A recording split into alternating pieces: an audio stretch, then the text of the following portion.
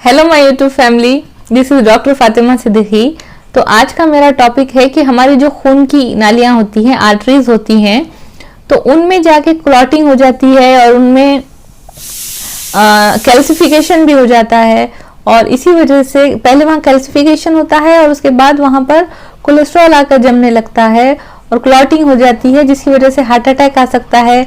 और यही क्लॉटिंग अगर ब्रेन में हो जाए, हमारे सर में हो जाए, तो उसकी वजह से लकवा हो सकता है, स्ट्रोक कहते हैं जिसको। और अगर ये क्लॉटिंग अगर हमारी किडनी के करीब हो जाए तो हमारी किडनी फेल हो सकती है। और हार्ट की खून की नालियों में अगर ये हो जाए तो इसमें हार्ट अटैक आ सकता है। तो ये क्लॉटिंग क्यों होती है, जिसकी वजह से बाईपास सर्जरी की नौबत आ जाती है, या जिसकी वजह से ओपन हार्ट सर्जरी करना पड़ता है, एंजियोग्राफी, एंजियोप्लास्टी, पहले ग्राफी की जाती है, देखा फिर एंजियोप्लास्टी। तो ये कोरोनरी आर्टरी कैल्शियम टेस्ट भी कराना चाहिए, कैल्सिफिकेशन टेस्ट भी कराना चाहिए। तो उससे पता चलता है कि आगे जाके कितना खतरा है, क्या और क्या हमको इसको किस तरह से बचा जा सकता है।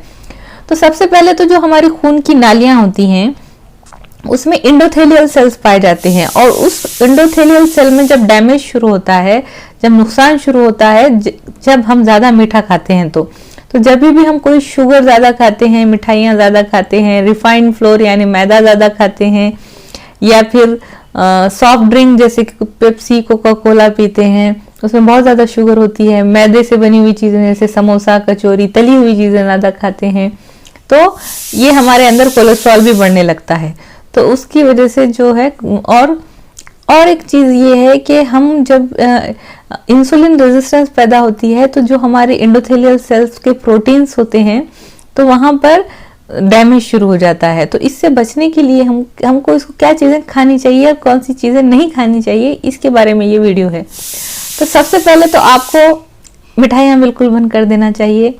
इसके अलावा जो वेजिटेबल ऑयल्स आप खाते हैं उसको बहुत कम कर देना चाहिए, जैसे कि cotton seed oil, canola oil, जो भी वेजिटेबल ऑयल्स आप खाते हैं उसके बजाय आपको खाना चाहिए हेल्थी ऑयल, जैसे कि ऑलिव ऑयल।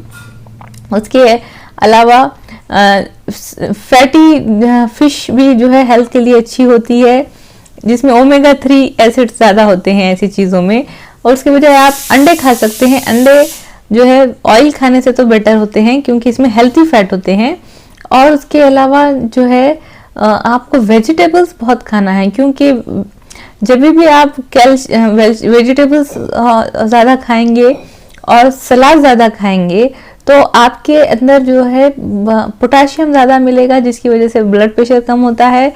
और ये रिसर्च हुई है कि अगर आप डेली अनार खाते हैं तो आपका बीपी कंट्रोल में रहेगा, आपको हाई ब्लड प्रेशर आपका कंट्रोल हो जाएगा रोज अनार खाने से।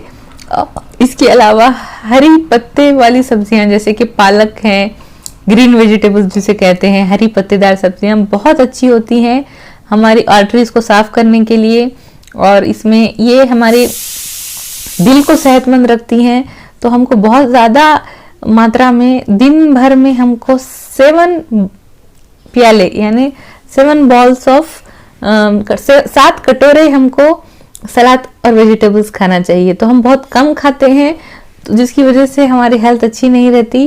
तो इसलिए हरी पत्तेदार सब्जियां जैसे कि पालक है, मेथी है, और इसके अलावा खीरा है, प्याज है, टमाटर है, ये सारी चीज़ें हमको ज़्यादा खाना चाहिए।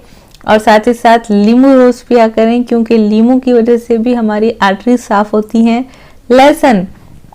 लहसुन यानी गार्लिक, इसकी वजह से भी हमारी आर्टरीज, हमारी जो खून की नालियों में क्लॉटिंग बनने का अमल रुक जाता है। तो ये सारी, और विटामिन डी, ये भी रिसर्च से पता चला है कि विटामिन डी अगर आप रोज खाते हैं तो आपका ब्लड प्रेशर कंट्रोल में रहेगा, आपको हाई ब्लड प्रेशर का प्रॉब्लम आपका कम हो जाएगा। तो विटामिन डी को आप जो है टैबलेट आती है, गोलियां आती हैं, तो 10,000 इंटरनेशनल यूनिट डेली आप ले सकते हैं। इसके अलावा बेहतरीन तरीका तो ये है कि आप सूरज की रोशनी यानी में बैठा करिए सुबह की 10 से 15 मिनट, तो आपको विटामिन डी मिलेगा। और विटामिन डी जो होता है हमारी हेल्थ के लिए अच्छा होता है, और ये ब्लड प्रेशर। इसके अलावा अगर आपको अपनी आर्टरीज को साफ रखना है, जो क्लॉटिंग से बचना है, तो इसके लिए आपको वो जो है विटामिन ई का एक पावरफुल फॉर्म आता है टोकोट्रेनॉल। तो टोकोट्रेनॉल की आपको टैबलेट्स लेनी है डेली। तो इसकी वजह से आर्टरीज जो है आपकी साफ रहेंगी, हेल्थी रहेंगी, आपका दिल सेहतमंद रहेगा, हेल्थी रहेगा। तो हमारा जो कार्डियोवास्कुलर सिस्टम है उसकी हेल्थ के लिए भी टोकोट्रेनॉल जो विटामिन ई है वो बहुत इंपॉर्टेंट होता है। और अगर आप ग्रीन वेजिटेबल्स यानी हरी पत्तेदार सब्जियां ज्यादा खाते हैं तो भी आपको वो विटामिन ई मिल जाएगा काफी हद तक। उसके अलावा अखरोट में जो अखरोट जो होते हैं उसके अंदर भी पाया जाता है विटामिन ई। तो आपको अखरोट भी अपना लेना चाहिए अपनी। तो हमारी आर्टरीज को किस तरह से साफ रखा जा सकता है, किस तरह से हमारे हार्ट को हेल्थी रखा जा सकता है, हमारे दिल को किस तरह से हेल्थी रखा जा सकता है और किस तरह से ब्लड प्रेशर को कंट्रोल किया जा सकता है, इसको समझने में अगर ये वीडियो आपको हेल्पफुल रहा हो तो इस चैनल को सब्सक्राइब करिए, शेयर करिए और कमेंट करिए। थैंक्स।